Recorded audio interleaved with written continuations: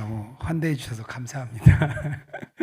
네, 제가 정한영 목사님 가장 제가 개인적으로 좋아하는 제가 가장 좋아하는 목사님이고요. 주안에 있는 교회 뭐 금요 예배도 섬기러 오고 이렇게 자주 왔어요. 근데 올 때마다 저한테 마음이 참 편하고 제가 나중에 교회 이름을 진다면 주 안의 교회라고 하고 싶었거든요. 그래서 늘 이곳에 오면 제가 이 교회 성도 같고 마음이 늘 좋습니다. 네. 오늘 제가 같이 나누려고 하는 말씀은요, 기다림이라는 좀 생소한 신앙의 한 이야기를 오늘 좀 나누려고 합니다. 우리가 빛의 속도로 갈 수 없다면이라는 소설이 있어요. 우리 김초엽 작가라고요. 요즘 한참 뜨는 그런 작가입니다. 이분이 2019년에 올해의 작가상을 타셨어요. 그 내용이 뭐 이런 내용이에요. 약간 폐쇄된 우주 정거장에 있습니다. 거기서 안나라는 한 여인이 이렇게 남편과 아이들을 먼저 100년 전에 그 아이들을 다른 행성에 보냈어요. 그리고 나서 자기도 곧 뒤따라가려고 했는데 문제가 생겨서 못 가게 됐습니다. 그리고 그쪽으로 가는 비행기가 이제 우주선이 끊어진 거예요. 그곳에 오랫동안 기다리면서 자식들 또 남편들을 막 그리워하는 이야기예요. 그래서 그 내용을 읽으면 참 되게 안타깝습니다. 기다림이라는 게 참 쓰라리구나 그런 느낌이 있습니다. 여러분들은 요즘 무엇을 좀 기다리고 계신가요? 다들 마음 한구석에는 뭔가 기다림에 대한 마음들이 아마 다 있을 거예요. 요즘 뭐 경기가 워낙 어려우니까 경기가 좀 좋아졌으면 좋겠다. 뭐 그런 기다림도 있고 직장 생활을 하니까 우리 월급이 좀 이렇게 오르면 좋겠다. 뭐 그런 마음도 있고 자녀들이 우리 자녀들이 좀 잘 됐으면 좋겠다. 우리 자녀들이 좀 잘 풀리면 좋겠다. 그런 마음들이 우리들 안에 있습니다. 그리고 또 영적으로는 우리의 신앙도 좀 성장하고 싶죠. 우리의 신앙이 좀 성장해서 예수님과 더 가까워지면 좋겠다. 뭐 그런 마음들도 있을 겁니다. 하지만 대체적으로 기다림은 이렇게 즐거운 일은 잘 없어요. 기다린다는 게 막 즐거워서 뭐 소풍 갈 땐 좀 즐겁겠죠. 다음 날. 그 정도 말고는 나머지는 이렇게 막 기다림이 막 즐겁지는 않습니다. 그래서 보통 기다림에 대해서 반응이 한 두 가지 정도로 나타나는 것 같아요. 하나는 뭐냐면요. 기다린다는 거는 시간 낭비라고 생각하는 거예요. 가만히 이렇게 뭔가 앉아서 기다리는 그런 때가 아니에요. 지금은 빠르게 아주 최소한의 시간을 들여서 최대한의 효과를 내는 거 아주 효율적인 그게 요즘 시대의 그런 트렌드죠. 그런 문화입니다. 한국인들이 특징이 있다면 뭐라 그러죠? 빨리빨리. 다 알죠. 우리 빨리빨리. 왜 그렇죠? 우리 사회가 이렇게 압축 성장을 했단 말이에요. 갑자기 경제적으로 압축적으로 성장하다 보니까 빠른 거는 좋은 거고 느린 거는 나쁜 거다. 이런 생각이 우리들 안에 이렇게 있습니다. 그리고 저희들이 스마트폰을 이렇게 딱 쓰다 보니까 또 어떤 일이 생겼냐면요. 이 빨리 움직이는 속도감에 중독이 됐어요. 스마트폰이 조금만 늦어도 인터넷이 조금만 늦어도 우리 마음에 막 화가 올라오죠. 옛날 같으면 뭐 한참 기다릴 수 있었는데 요즘은 기다리지 못해요. 기다리지 못하는 사람들이 됐습니다. 잠깐의 기다림도 스마트폰을 보면서 시간을 어떻게든 보내려고 하는 게 우리 마음이죠. 어떤 신학자가 이렇게 얘기를 하더라고요. 사탄이 우리가 죄를 짓게 만들 수 없을 때, 막 어떻게든 죄를 짓게 하려고 하는데 죄를 짓게 만들 수 없을 때 사용하는 수단이 바쁘게 만든다는 거예요. 우리의 마음을 빠르고 바쁘게 만드는 게 죄를 짓는 것과 거의 비슷하다는 겁니다. 교회도 비슷한 것 같아요. 교회 안에서도 비슷한 현상이 나타납니다. 뭔가 교회에 중요한 일이 생겼어요. 빨리 좀 해결해야 될 일이 생겼습니다. 그런데 모여서 우리 기도합시다. 내지는 집사님 그거 어떻게 됐어요? 이렇게 물어보는데 기도하고 있습니다. 그러면 알겠습니다 얘기는 하지만 속으로는 이게 집사님 지금 기도할 땐가 이게 지금 빨리 어떻게든 가서 해결을 하고 사람도 만나고 해야지 이게 좀 기도할 때가 아닌데 그런 마음이 우리 안에 좀 있습니다. 우리가 가고 싶어하는 곳 그리고 우리가 현재 있는 것, 요 사이의 공간이 기다림이에요. 그것을 우리가 기다림이라고 말합니다. 그 기다림의 시간이 그래서 우리에게는요, 사막과 같은 시간이 돼요. 빨리 지나가야 되고, 어렵고 메마르고 그런 게 우리에겐 기다림으로 다가옵니다. 기다림에 대한 또 하나의 반응이 있는데요. 이게 참 중요한 것 같아요. 뭐냐면 두려움이 생깁니다. 기다릴 때 우리 마음에 두려움이 와요. 불투명한 미래, 어떻게 끝날지 모르는 기다림, 우리가 갖고 싶어하는 어떤 것을 가질 수 없을 것 같은 그 마음. 그러다 보니까 우리가 두려운 거예요. 기다림은 우리에게 두려움으로 다가옵니다. 기다림의 대부분은요, 소원으로 차 있어요. 우리가 갖고 싶고, 얻고 싶고, 만지고 싶은 그런 소원으로 가득합니다. 직장을 잃었을 때 직장을 갖고 싶고, 몸이 아플 때는 빨리 몸이 치유됐으면 좋겠고, 그리고 어떤 고통이 오면 빨리 고통이 사라졌으면 좋겠고, 엄청 기다렸는데 안 될까봐 두려운 거죠. 제가 목회자가 되기 전에 예전에 직장 생활을 했어요. 직장 생활을 했는데 제가 몇 번 얘기를 한 것 같은데요. 토목이 저의 직업이었습니다. 건설회사를 다녔는데 제가 IMF 때 취업을 하다 보니까 직장이 굉장히 어려웠어요. 다니던 직장이 한 1년여 만에 부도가 났습니다. 부도가 나고 다른 회사를 이렇게 구해야 되는 그런 상황이었어요. 여기저기 막 이제 원서를 넣고 면접을 보러 오라 그러면 얼른 또 갔다 오고 막 그런 상황이 있었는데요. 한 곳에 면접을 보고 오는데 안 될 것 같았어요. 근데 제가 되게 가고 싶었던 그런 곳이었습니다. 돌아오는데 마음이 너무 두렵더라고요. 막 결혼을 했고 첫째 아이가 그때 막 태어났는데 우리 아내에게 뭐라고 얘기할까? 우리 작은 아이를 내가 잘 양육할 수 있을까? 그때의 그 두려움이 저의 기억 속에 아주 강렬하게 남아 있습니다. 그런데 성경을 보니까요, 성경에 등장하는 많은 인물들이 다 두려워했습니다. 특히 누가복음에 그 이야기를 잘 다루고 있어요. 누가복음 아주 앞부분에 세례 요한의 부모인 사가랴와 엘리자벳 두 분이 기다립니다. 예수님의 어머니인 마리아도 기다려요. 그리고 성전에 안나와 시므온이라는 사람이 나오거든요. 그분도 기다립니다. 근데 기다리는 사람에게 하나님이 말씀하시는 게 있는데요. 천사를 통해서 뭐라고 얘기하냐면요. 두려워하지 말라. 이런 말씀을 주십니다. 누가복음 1장 13절 전반이에요. 천사가 그에게 이르되 사가랴여 무서워하지 말라. 너의 간구함을 들은지라. 1장 30절입니다. 천사가 이르되 마리아여 무서워하지 말라. 내가 하나님께 은혜를 입었느니라.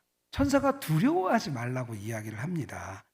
왜냐하면 이 두려움, 기다림에 있어서 두려움을 제해야 되거든요. 이 기다림은 성경의 전체적으로 흐르는 우리 신앙의 모습입니다. 기다림 없는 신앙은 없습니다. 그래서 그리스도인들에게는 기다림이 꼭 있어요. 저희가 오늘 시편 130편을 읽었는데요. 이 130편이 얼마나 중요하냐면요.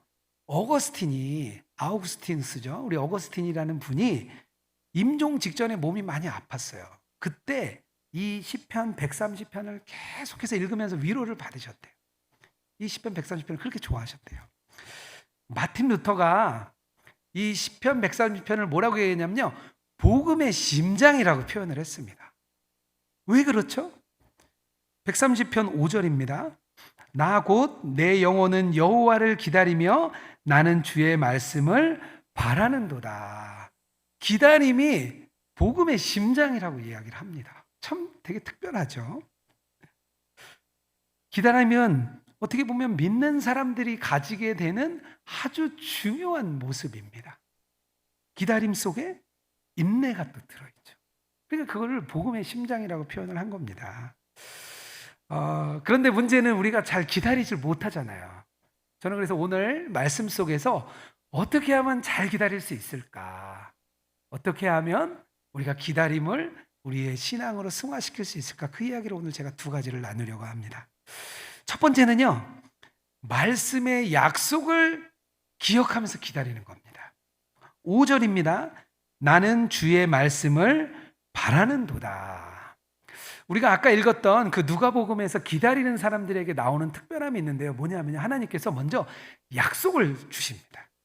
우리 여기 나오는 기다리고 있는 사람들에게 먼저 약속을 주세요. 그리고 그 약속을 의지하면서 그 두려움을 이기도록 하시는 게 하나님의 방법이에요. 누가복음 1장 13절 하반절을 제가 다시 읽어보겠습니다. 엘리사벳에게 얘기하는 거예요. 내 아내 엘리사벳이 내게 아들을 낳아 주리니 그 이름을 요한이라 하리라. 이렇게 말씀을 주는 거죠. 마리아에게 또 약속을 주십니다. 누가복음 1장 31절이에요. 보라 내가 잉태하여 아들을 낳으리니 그 이름을 예수라 하라. 마지막으로 성전 앞에 있던 그 시므온이라는 사람에게도 약속을 줍니다. 2장 26절이에요. 그가 주의 그리스도를 보기 전에는 죽지 아니하리라 하는 성령의 지시를 받았더니. 성경에 나오는 사람들은요, 먼저 약속을 주어지고 그리고 그 약속을 붙들고 살았습니다. 그래서 그 약속이 힘이 되고 능력이 되니까 기다림이 어렵지 않은 거예요. 두렵지 않은 거예요. 기쁜 거예요. 왜? 하나님의 약속이 먼저 주어졌기 때문입니다. 이게 하나님의 방식이에요. 하나님이 우리 신앙인들에게 주는 방식입니다. 먼저 약속을 주시고 그 약속을 통해서 우리를 기다리게 합니다. 하나님의 약속은요, 곧 실행이에요. 하나님이 약속하셨다는 얘기는 뭐냐면요, 하시겠다는 거예요. 하나님의 약속은 절대 이행되지 않은 적이 없습니다. 그것을 믿으니까 우리가 기쁨으로 기다릴 수 있습니다. 제가 예전에 결막염이 좀 심한 적이 있었어요. 어느 정도 심했냐면 눈을 못 뜰 정도로 아주 눈곱이 막 끼고 눈이 막 부었습니다. 근데 너무 심각해서 야, 이거 큰일 난 거 아닌가 싶어서 병원에 얼른 갔어요. 그랬더니 안과 의사 선생님이 요즘 유행하는 결막염이래요. 일주일은 눈이 안 보일 거래요. 그리고 일주일이 지나면 조금씩 좋아질 거라고 이야기를 하셨습니다. 일주일을 보내는데 정말 앞이 아무것도 안 보이는 거예요. 아, 이게 앞이 안 보인다는 게 이렇게 어려운 거구나. 그것을 제가 그때 알았습니다. 아무것도 안 보이는 거예요. 한 3일 지났는데 막 걱정이 되는 거예요. 야, 이거 진짜 좋아지나? 아예 뭐 출근도 못하고 그냥 집에 있었어요. 근데 그때마다 제가 생각이 났습니다. 아, 의사 선생님이 일주일이면 좋아진다 그랬지. 그 생각을 제가 가졌어요. 일주일이 지났습니다. 눈이 아주 희미하게 보입니다. 그 다음부터는 조금씩 보이더니 눈이 진짜 좋아졌어요. 2주가 지나니까 완전히 진짜 좋아지더라고요. 저는 하나님의 약속이 이런 방식이라고 생각합니다. 하나님이 우리에게 약속을 주시는 거죠. 모든 일을 이미 다 계획하셨어요. 하나님은 이 세상이 돌아가는 일을 다 계획하셨습니다. 우리가 생각해야 될 두려움이 없습니다. 미래를 다 계획하셨죠. 하나님은 우리에게 이 세상에 돌아가는 일을 내가 다 알고 있어. 내가 다 계획했어. 그걸 믿는다면 우리에게 위로가 되고 기쁨이 되는 거죠. 하나님이 우리의 삶을 몰라서 우리를 잊어버려서 우리 삶이 어려운 게 아니에요. 성경에 어떤 표현이 많이 나오냐면요, 때가 참에라는 표현을 참 많이 씁니다. 갈라디아서 4장 4절입니다. 때가 참에 하나님이 그 아들을 보내사 여자에게서 나게 하시고 율법 아래에 나게 하신 것은, 이런 말씀이 나옵니다.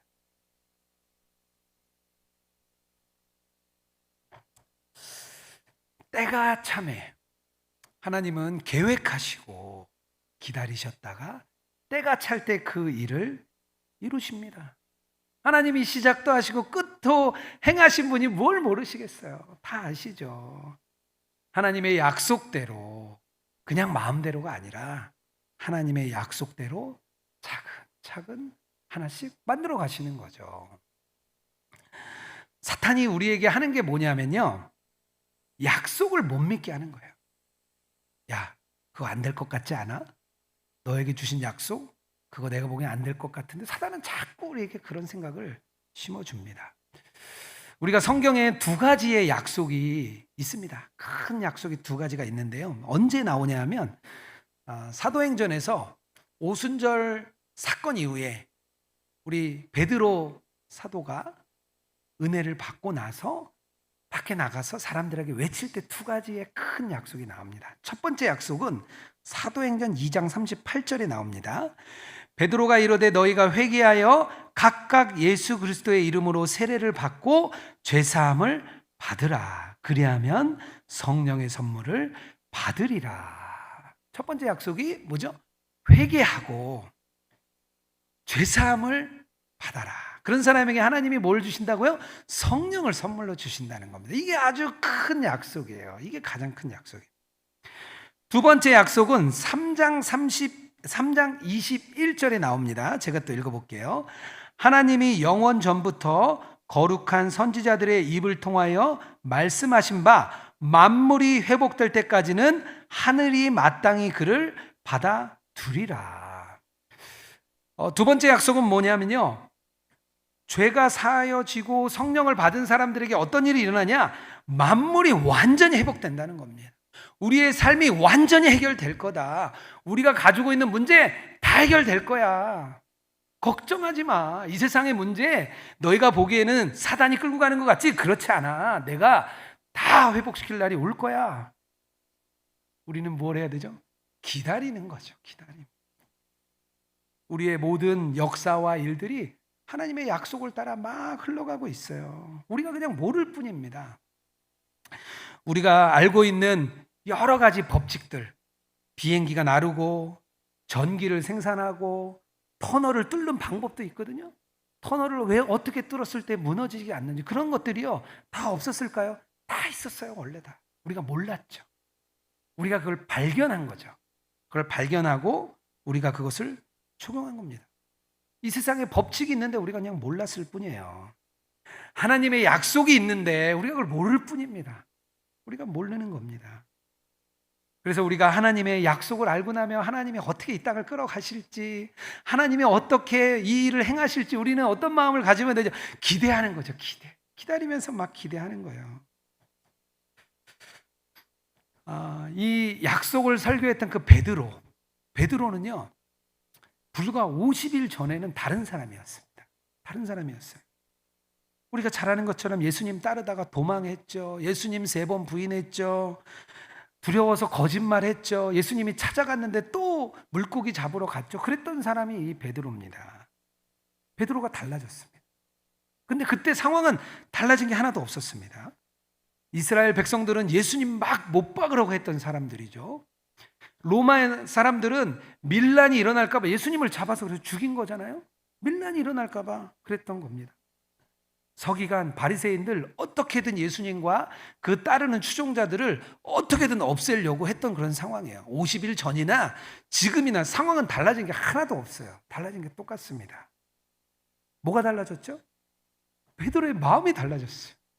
주님의 약속을 받고 성령님 우리 안에 오시니까 뭐 달라진 거죠. 막 복음을 막 외치는 거죠. 그때부터는 약속을 붙들고 그 약속을 보증해 주시는 그 성령님이 우리 안에 오셨잖아요. 우리가 예수님과 동행하고자 할 때 첫 번째 뭐죠? 예수님 우리 안에 오신 거잖아요.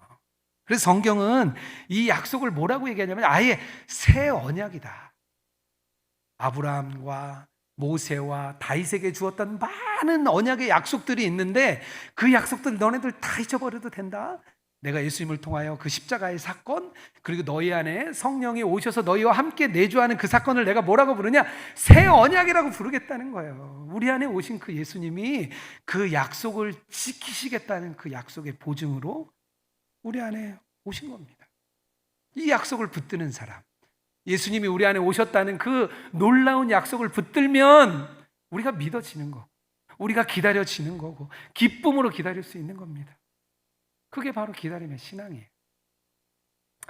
제가 지난달에 강서구에 있는 예안교회라는 이제 교회에 갔습니다. 저를 이렇게 안내해 주시는 이제 목사님, 집사님이 한 분 계셨어요. 이제 막 저랑 같이 식사를 하면서 자기 간증을 한 1시간 하시더라고요. 제가 엄청 많이 들었어요. 근데 집사님이 그러셔요. 이제 거기 교회는 동행일기를 안 쓰면 교회 나가야 돼요. 그런 분위기예요. 그래서 너무 힘들었대요. 교회를 이거 옮겨야 되나? 그런 생각을 많이 하셨대요. 자기가 5년 일기를 이제 쓰셨대요. 5년 일기를 썼는데 저를 만날 때 이제 7년이 되는 해였어요. 올해가. 5년 동안 일기를 썼는데 자기는 하나도 변하는 것도 없고 뭐 그렇다고 해서 신앙이 성장하는 것 같지도 않고 그래서 내가 이제는 교회를 떠날 때가 됐나 보다. 이런 신앙은 나한테 안 맞는 보다. 그렇게 그냥 심각하게 고민을 했답니다. 근데 그때 아버님이 좀 지병이 있으셨는데 의료사고로 갑자기 돌아가셨대요. 그리고 어머니가 암에 걸리셨어요. 그래서 췌장암이 발견돼서 아버님 장례를 치르자마자 바로 수술을 받으셨대요. 둘째 아들이 있는데 자폐인 것 같은 생각이 많이 들었대요. 그리고 확정은 안 받았는데 병원에서 그때 당시에 아들이 자폐라는 확정을 받으셨어요. 그게 2021년입니다.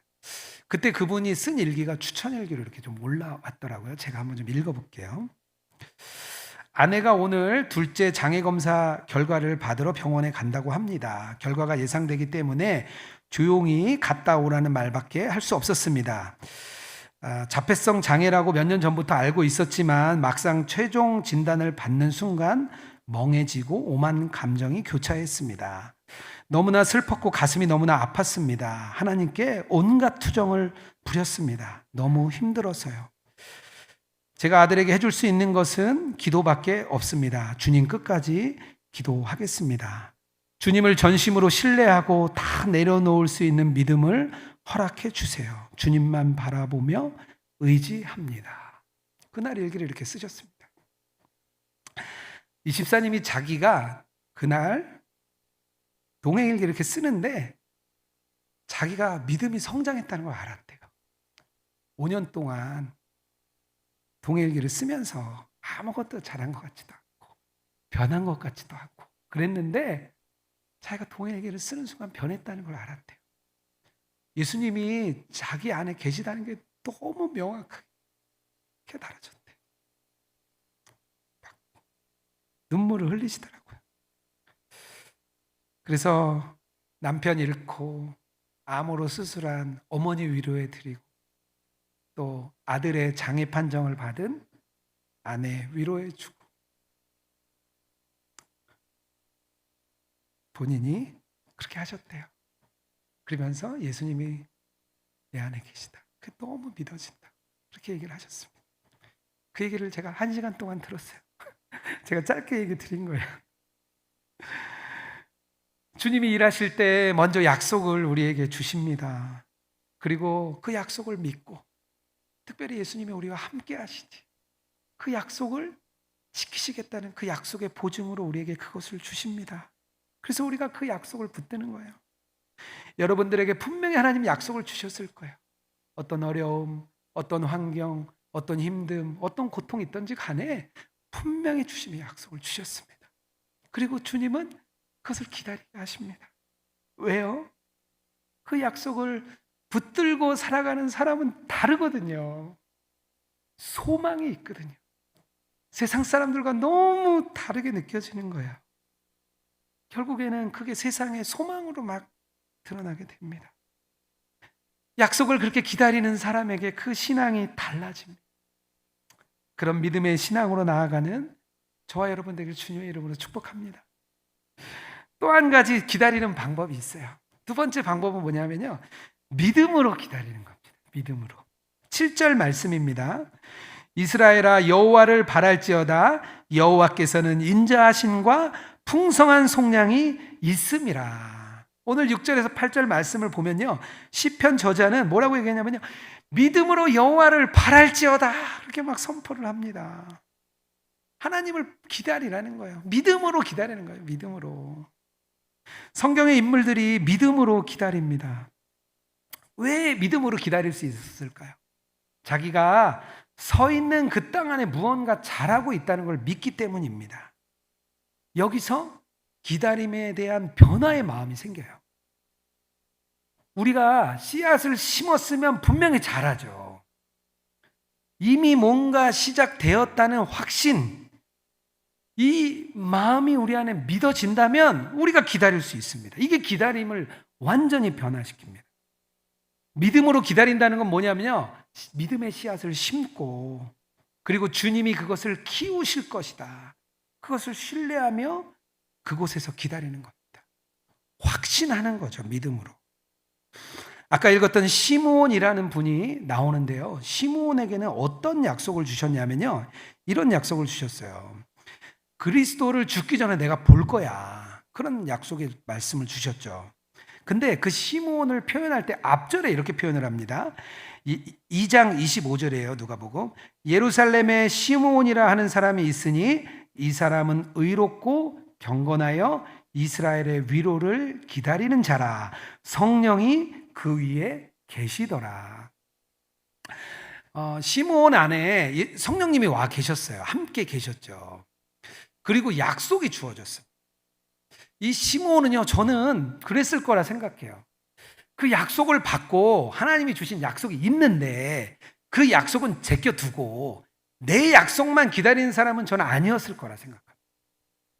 하나님이 주신 약속을 기다리는 사람이지 이거 다 재해냈고 내 약속만 기다리는 사람이 아니라는 거죠. 그러니까 그는 기다릴 수 있는 겁니다. 기다림이 왜 힘들죠? 왜 기다림이 힘든 거죠? 내가 원하는 소원, 내가 기다리는 게 되기를 원하기 때문입니다. 그런데 이 시므온에게는 하나님의 약속이 있고 그것을 믿은 거죠. 자기 소원하고는 다른 겁니다. 그리고 그것을 하나님이 이루실 것이라는 믿음이 있었습니다. 개인의 소망과 기대가 아니라 내가 원하는 걸 기다리는 게 아니라 하나님이 원하시는 걸 기다리기 때문에 이 시므온이 즐거움으로 기다리는 사람이었습니다. 시므온에게 기다림은요, 미래에 대한 믿음입니다. 시므온의 기다림은 미래에 대한 소망입니다. 하나님의 약속이 이루어질 것이기 때문이에요. 믿음으로 기다리는 게 그래서 그리스도인의 자세입니다. 믿음으로 기다리는 거예요. 우리가 미래를 통제하고 싶고 내 생각대로 하고 싶고 내 소원대로 되고 싶은 걸 다 버리고 주님의 뜻대로, 주님이 원하시는 대로, 하나님이 이끄시는 대로 가겠다는 그 전적인 신뢰를 믿는 것이죠. 하나님이 나를 잘 이끌어 가실 거라고 믿는 겁니다. 예수님과 동행하는 삶이 무엇이냐? 바로 저는 이것이라 생각합니다. 하나님이 이루실 것이라는 것을 믿고 따라가는 것입니다. 예수님이 우리의 삶을 이끌어 가실 거야. 내 계획대로, 내 생각대로가 아니라 어떤 때는 이건 내가 보기에는 다 아닌데, 이거는 내가 생각했던 게 아닌데, 그런데 주님은 늘 가장 좋은 길로, 주님이 보기에 가장 바른 길로, 하나님이 가장 기뻐하는 길로, 그것으로 인도하실 거라는 걸 믿고 가는 게 예수님과 동행하는 삶입니다. 이걸 믿음으로 우리가 취하는 겁니다. 우리가 오해하는 게 있는데요, 믿음이 그냥 막 자동적으로 생기는 줄 알아요. 믿음이 상황이 오면 그냥 자동적으로 오토매틱하게 막 돌아가는 줄 압니다. 마틴 로이드 존스 목사님이 뭐라고 얘기를 하냐면요, 믿음은 사용하는 것이다, 이렇게 얘기를 합니다. 베드로가 무리를 걷는 사건에서 예수님에게 가죠. 예수님, 내가 가겠습니다. 그랬더니 예수님이 오라 그러죠. 베드로가 무리를 걷습니다. 그러다가 주변 환경을 보고 물에 빠지죠. 이 상황을 우리 로이드 존스 목사님이 막 설명하면서 뭐라고 표현하냐면요, 믿음을 사용해야 됩니다. 믿음은 그냥 놔두면 사용되지는 게 아니라고 표현을 합니다. 우리가 믿음을 사용해야 돼요. 예수님의 사역을 이렇게 제가 돌아보니까요, 예수님도 기다림으로 예수님의 사역이 완성이 됐습니다. 예수님의 삶에는 두 가지의 예수님의 사역이 나와요. 첫 번째 사역은 예수님의 행동으로 가득 차 있습니다. 예수님께서 말씀을 전하시고 3년 반의 공생애의 사건이 바로 그 행동으로 보여주신 삶입니다. 병자를 고치시고 죽은 자를 살리시고 먹을 것을 막 주시고 사람들에게 막 복음을 선포하고 만나는 사람마다 생명을 막 허락하시죠. 예루살렘을 3번이나 막 오가면서 행동을 통해서 예수님께서 자기의 삶으로 막 드러내 주십니다. 그런데 예수님의 두 번째 사역은 기다림의 사역입니다. 언제부터냐면요, 예수님이 잡히시는 순간부터 재판을 기다립니다. 십자가의 처형을 기다립니다. 자신을 변호하지도 않습니다. 예수님은 아주 처절하게 기다리십니다. 자신이 하는 일이 아무것도 없어요. 치유도 일으키고 기적도 일으키고 막 바람도 잠잠하게 하셨던 분이 그것을 사용하지 않으십니다. 한마디도 하지 않으시고 그것을 고통을 견디며 기다리시며 마지막에 십자가에서 다 이루셨다. 그렇게 말씀을 하시죠. 예수님은 자신의 사명을 철저하게 지키기 위해서 그것을 이루기 위해서 기다리신 거죠. 근데 예수님이 뭐라고 얘기하셨죠? 중간에 이 잔이 내게 지나가게 해달라. 예수님도 그 주님과 아버지 하나님과 끊어지는 그 고통을 알았기 때문에 이 잔이 지나가게 해달라고 요청하실 정도였습니다. 하지만 예수님도 믿음을 사용하시죠. 하나님께서 나의 십자가 사건을 통하여 완전하게 이루실 것이라는 것을 믿음으로 신뢰하고 끝까지 견디시고 그 사역을 완수하시는 거죠. 이런 메시지가 우리에게 좀 희망을 주는 것 같아요. 이 기다림에 대한 새로운 메시지가 우리의 마음에 새로운 변화를 주는 것 같습니다. 왜냐하면 이 기다림 속에서 우리의 믿음이 많이 자랍니다. 기다릴 때 우리의 믿음이 막 성장을 합니다. 특히 교회에서 기다림이 많이 좀 필요한 것 같습니다. 삶이 변화되는데 시간이 좀 필요해요. 우리 알잖아요. 예수님 믿었다고 바로 변화되는 게 아니라 우리 함께하는 교우들의 기다림이 필요하고 가정에서도 기다림이 필요해요. 저희 아이들이 중학생, 고등학생, 대학생 세 아이가 있는데 매일 기다려야 돼요. 아이들을 계속 기다려줘야 되더라고요. 조금씩 아이들이 참 잘 변하게 되는 것 같습니다. 주님이 일하심을 믿기에 그 자리에서 우리가 계속 기다리게 되는 것 같습니다. 저희 예수동행일기 앱에 오픈 나눔방이 있습니다. 아마 이렇게 나눔방에 가입해서 들어가 보시면 이제 오픈 나눔방이 있어요. 오픈 카톡방처럼 누구나 좀 들어올 수 있는 그런 방입니다. 130개 정도의 방이 좀 있습니다. 그 중에서 방이 이제 잘 운영이 되는 이제 방이 하나 이제 있습니다. 여성 방인데요. 그 방에 굉장히 좀 아주 까다로우신 분이 한 분이 좀 들어오셨어요. 들어오셔가지고 요구사항도 많고 요청하는 것도 많고 다른 사람 댓글에다가 막 칼같이 막 날카로운 말들을 써주고 그러니까 같이 이제 있는 나눔방원들이 너무 힘드셨던 것 같아요. 이제 몇 번이나 전화가 왔어요. 근데 그때마다 이렇게 조금씩 이제 좀 기다려 달라 이렇게 방장님께 많이 이제 말씀을 좀 드렸는데요. 어느 날 한 3분 정도가 이제 찾아오셨어요. 저희 사무실로 찾아오셨어요. 그래서 이제 그분이 어떤 만행을 저지르시는지 저에게 막 설명을 막 한참 하시는데 제가 듣다 보니까 진짜 상식 밖의 행동을 너무 많이 하시는 거예요. 그래서 저도 듣고 그분 진짜 내보내는 게 맞을 것 같다. 그렇게 이제 말씀을 이제 드렸습니다. 그리고 이제 나가셨어요. 저는 그때부터 걱정이 됐어요. 얼굴도 못 본 이분에게 전화를 해서 당신 때문에 사람들이 어려워하니 이 방을 나가달라 그 얘기를 해야 되잖아요. 그래서 저도 이제 마음이 어려운 거예요. 그래서 기도를 시작했죠. 주님 어떡합니까? 이분도 한 분의 영혼인데 상처받지 않고 어떻게 이분이 방을 잘 나갈 수 있을까요? 한참 막 기도를 제가 했습니다. 하나님이 근데 응답을 바로 주셨어요. 나갔던 분들이 한 1시간 있다가 다시 돌아오셨어요. 자기들이 나가서 카페에 모여서 얘기를 했대요. 그런데 한 1년을 같이 방을 썼는데 이분 어디 가셔서 또 다른 사람을 얼마나 힘들게 하겠냐. 자기들끼리 얘기를 했대요. 그러면서 우리가 견뎌주자. 그렇게 결론을 내리시고 다시 들어오셨어요. 그래서 저에게 다시 그냥 우리가 좀 견딜 테니 그분을 그냥 이 방에 두십시오. 이렇게 얘기를 하시더라고요. 너무 고마웠어요. 그분의 상처가 많은데 그 상처가 다 나올 때까지 기다려 보겠다. 그러시고 가셨어요. 참 제가 너무 감사했습니다. 교회 안에 참 그런 분 많은 것 같아요. 그냥 감당하기 어려운 분들.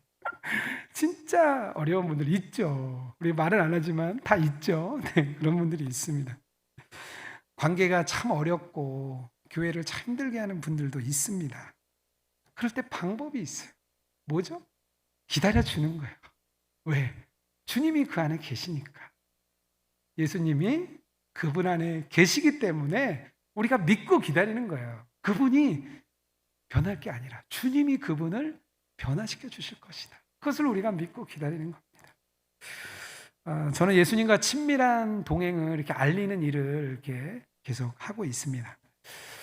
이게 저희 이제 위드 지저스 미니스트리 이제 위지엠이 2012년에 처음 이제 생겼습니다. 그때 목사님이 저를 이제 처음 사역자를 이렇게 불러 주셨어요.